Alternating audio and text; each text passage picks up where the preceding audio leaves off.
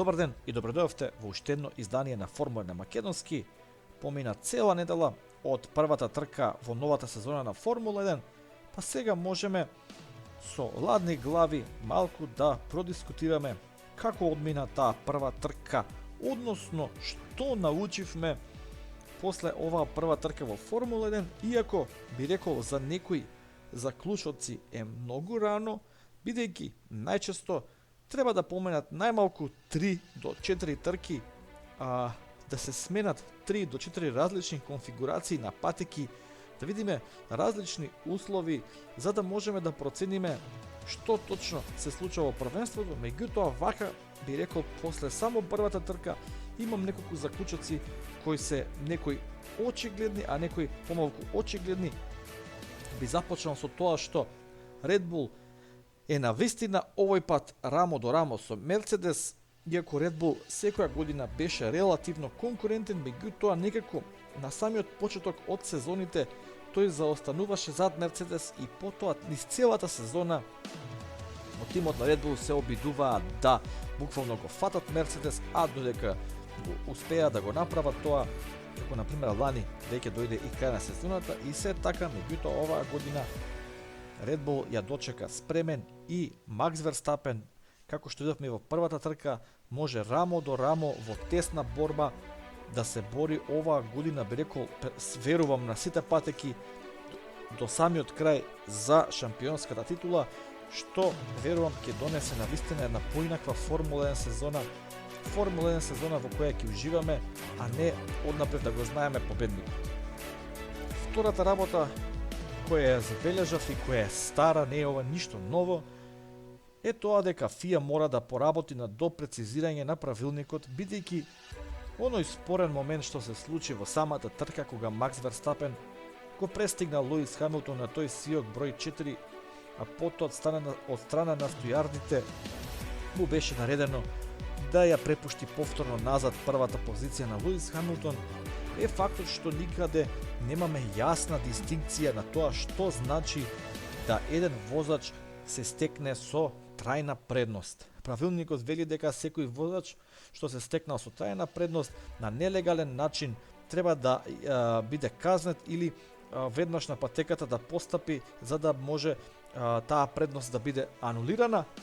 Сега низ дискусија се отвори едно големо прашање, таа една сива зона во правилникот на Формула 1, бидејќи видовме дека и Луис Хамилтон по тимското радио беше опоменуван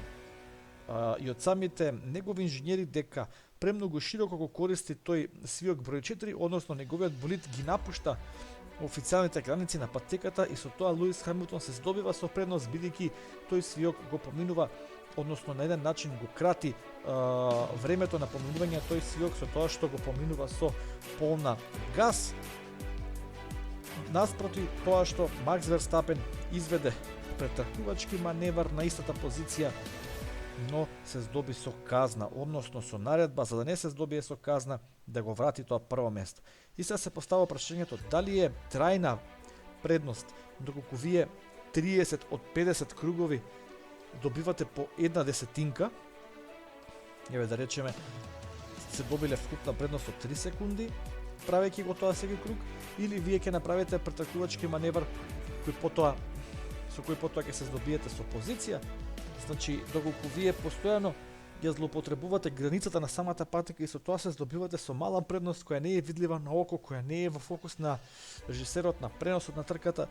Меѓутоа 3 секунди е еден прост пример. Во Формула 1 рековме 30 кругови по една десетинка, тоа е цела вечност. Тоа е еден пит стоп, би рекол, за станувањето на болидот стационарен во место околу 3 секунди просекот. Меѓутоа знаеме дека и 3 секунди некогаш се разлика од 1,5 до 2 свиоци. Практично некогаш болидите не се ни во ист кадар. Така да 3 секунди во Формула 1 на цела вечност и ФИА мора да седне и сериозно да го доработи својот правилник, каде што јасно ќе даде до знаење што е дозволено, а што не е. Постојано ни се случуваат некои сиви зони. Видовме во оној спор помеѓу ФИА и Ферари, каде што ФИА тврдеше дека Ферари употребувал нелегални инструменти во својата моторна единица, во својата погонска единица, а пак не можеше тоа да го докаже. баш поради фактот што нејзиниот правилник е непрецизиран, па одбраната на Ферари беше ние сме чисти, никаде не сме го прекршиле правилникот, тоа што е недоречено не значи дека е забрането и така постојано се вртиме во круг. Следната, би рекол, тема е Мекларен и Ферари, обнова на тоа старо ривалство и мислам дека ќе гледаме на интересна и добра трка до крајот на оваа сезона во борба за третото место во конструктори и очигледниот напредок на Ферари во однос на лани, меѓутоа тоа беше очекувано бидејќи подоле од 6-то место. Мислам дека Ферари реално и да сака не може, така да едно освежување ќе биде една интересна увертира пред новата сезона, пред почетокот на новите правила, би рекол во Формула 1, пред почетокот на новата ера, а тоа е оваа воскресната битка помеѓу Мекларен и Ферари за третото место, а секако и двата тима ќе бидат во добра позиција, доколку некој од големите киксне или се случи некој карамбол, некој голем инцидент на самиот почеток на трката, па да можат тие возачи да дојдат до подиум, а зашто да не и до некоја сензационална победа, нешто налик на она што го направи Пиер Гасли лани во Монца со Алфа Таури Хонда. Себастијан Фетел ми е следен на оваа листа, а тоа е дека очигледно човекот е надвор од надпреварувачка форма. Да, точно е дека имаше многу тежок предсезонски тест, точно е дека беше возач со најмалку извозени кругови, меѓутоа за еден возач кој е искусен колку Себастијан Фетел со 13-14 сезони за себе во Формула 1, 4-кратен светски шампион, човек кој возел за Red Bull, кој возел и за Ферари, треба да ја има можноста да се адаптира на тој болид многу подобро. Во денешно време симулаторите се далеку пореалистични од она што беше порано, така да и симулаторот нуди една добра основа во која возачот може да се надградува. Не знам Себастијан Фетел дали има загубено комплетно својата самодоверба или едноставно не може да се прилагоди на овој нов систем во Астон Мартин Мерцедес. Како и да е, очигледно е дека човекот е надвор од надпреварувачка форма